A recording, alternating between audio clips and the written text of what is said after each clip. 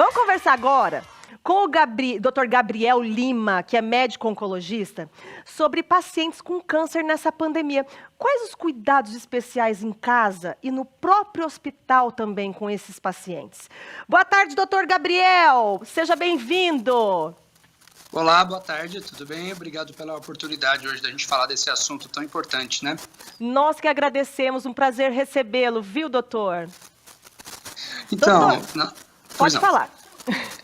Olha, assim, inicialmente, eu queria colocar aqui as nossas recomendações como médicos oncologistas, né, médicos especialistas no cuidado do câncer, devem seguir primariamente as mesmas recomendações que já vêm sendo divulgadas na mídia pela própria Sociedade Brasileira de Oncologia Clínica, pela Organização Mundial da Saúde, pelo Ministério da Saúde, né?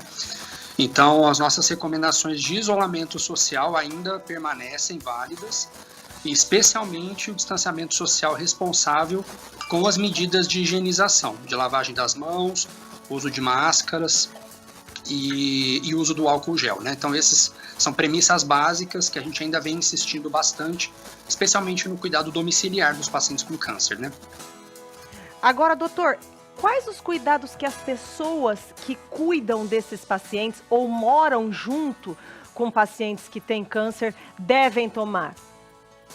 Essa é uma ótima pergunta, porque, como todos sabem, em determinado momento da doença, é muito comum que o paciente com câncer precise de uma outra pessoa para auxiliar nos cuidados, especialmente no domicílio, né?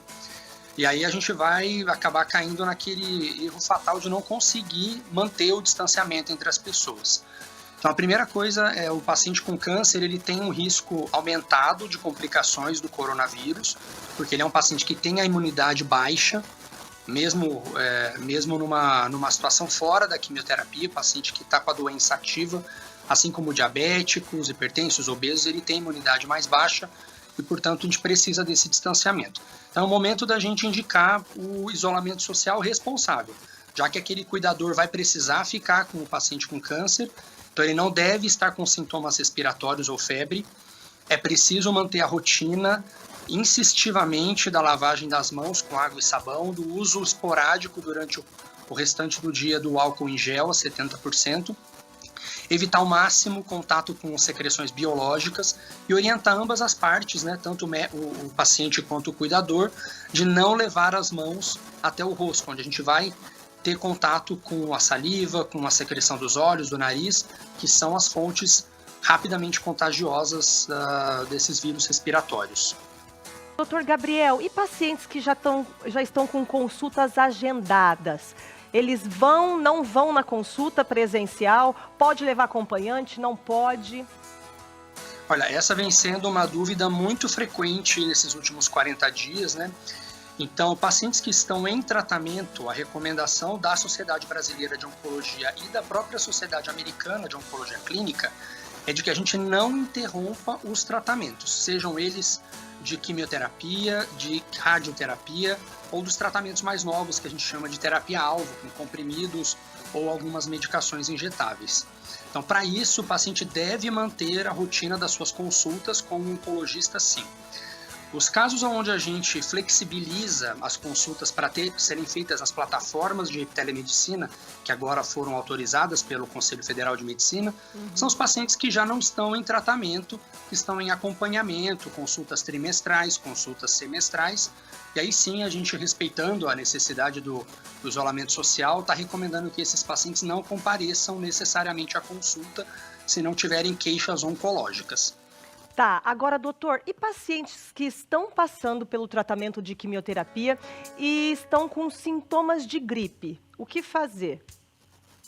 Bom, essa é uma questão já um pouco mais delicada, né? Mas a gente recomenda que pacientes com sintomáticos leves, especialmente os que não tiveram contato com nenhum caso suspeito para a Covid-19, que eles não busquem primariamente o pronto atendimento ou a clínica oncológica, né? A clínica não deve ser procurada dessa maneira porque lá tem vários outros pacientes imunodeprimidos, né? E no pronto-socorro a questão é o acúmulo mesmo de pessoas. Então esse é um momento bem oportuno para aumentar o vínculo médico-paciente e para que o paciente faça então contato com o seu oncologista, né? Ou seja, fazer contato com a equipe médica para que sejam feitas as devidas orientações, recomendações à distância, uso de algumas medicações sintomáticas, se assim for conveniente. Perfeito. Deu uma travadinha aqui no vídeo do Dr. Gabriel, mas nós estamos te escutando perfeitamente, viu, doutor? Caiu agora? Caiu? Então a gente vai restabelecer a conexão com o Dr. Gabriel. Já estamos restabelecendo porque eu quero saber dos pacientes diagnosticados com Covid-19.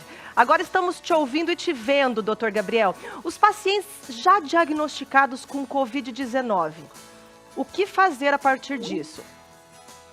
Caiu de novo?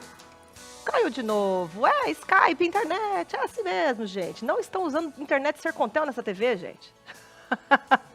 Né? Se usasse Sercontel, não ia acontecer isso? Ô, Brasil! A gente vai restabelecer, então, a ligação aqui com o Dr. Gabriel para a gente saber mais detalhes sobre pacientes com câncer e essa pandemia e o Covid-19. Ah lá, voltamos, doutor. Doutor, conseguiu ouvir minha pergunta? Não, caiu no momento. Doutor, a gente quer saber agora sobre pacientes já diagnosticados com o Covid-19. O que fazer a partir desse diagnóstico? Bom, veja, primeiramente, esse é um subgrupo de pacientes super de risco, né? Especialmente os pacientes com câncer de pulmão, os pacientes com neoplasias hematológicas, como linfomas e leucemias, ou os pacientes que estão fazendo tratamentos mais pesados de quimioterapia ou de combinação de quimio com radioterapia. Então, esse é um subgrupo de alto risco para desenvolver complicações da doença, especialmente complicações respiratórias. Então, a nossa maior preocupação hoje realmente é evitar que o paciente acabe se contaminando pelo vírus, justamente pelo desfecho ser muito desfavorável na maioria dos casos dos pacientes com câncer que acabam adquirindo a infecção pelo coronavírus. Nesses casos, as recomendações são as mesmas da população geral, que acaba evoluindo com insuficiência respiratória. Esse paciente deve ser atendido dentro do hospital, tem que ser dada uma atenção muito diferenciada pelo risco dele desenvolver essas complicações e, fundamentalmente, a gente vai ter que interromper o tratamento oncológico para dar todo o suporte e reverter o quadro do coronavírus, eventualmente de uma pneumonia viral que vai aparecer nas próximas 2 a 3 semanas. Mas, sem dúvida, esse é um grupo de risco que acaba sendo mais afetado e que tem mais chances de desenvolver complicações e até mesmo complicações fatais, né? Doutor, interrompe tanto químio quanto radioterapia também? Nesse caso de uma infecção já confirmada pelo coronavírus, a gente tem que fazer uma pausa temporária no tratamento, né, para que o tratamento não exponha o paciente a mais riscos de desenvolver essas complicações, especialmente complicações pulmonares da doença, né? Então tem uma redução de risco parando o tratamento, é isso? Para os pacientes que tiveram o diagnóstico do coronavírus, né?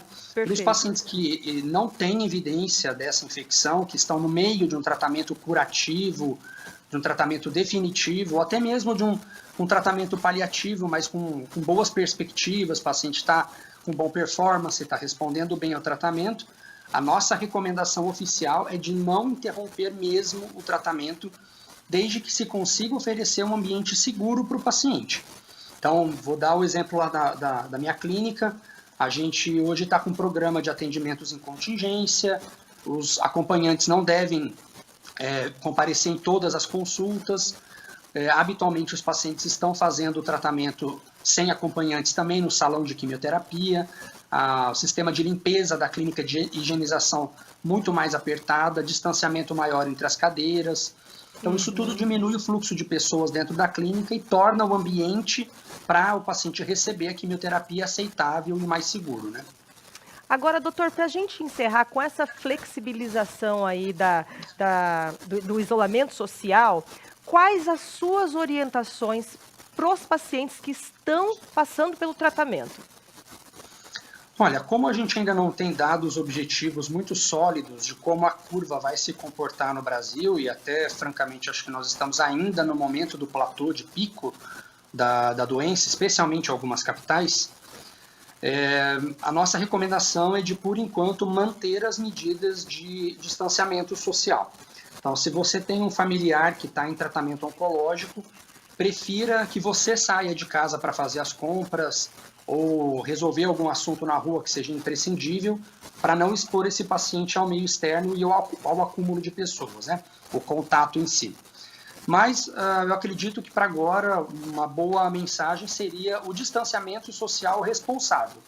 Esse paciente ele não precisa ficar trancafiado num quarto até o final do mês de julho, agosto, né? Mas ele deve saber com quem ele pode estar se relacionando, que visitas ele pode receber em casa e para onde ele pode sair com que frequência, tá? Então, as medidas de isolamento social com responsabilidade, ainda mantendo a questão da máscara, lavagem das mãos e álcool, e o contato íntimo com a equipe oncológica, com os oncologistas, eu acho que é o fundamental para a gente evitar que esse paciente agora, mesmo no momento de melhora, acabe sendo contaminado e tenha um desfecho desfavorável no meio do tratamento. Perfeito. Doutor Gabriel, muito obrigada pelas explicações, viu? Seja sempre bem-vindo aqui no Ver Mais.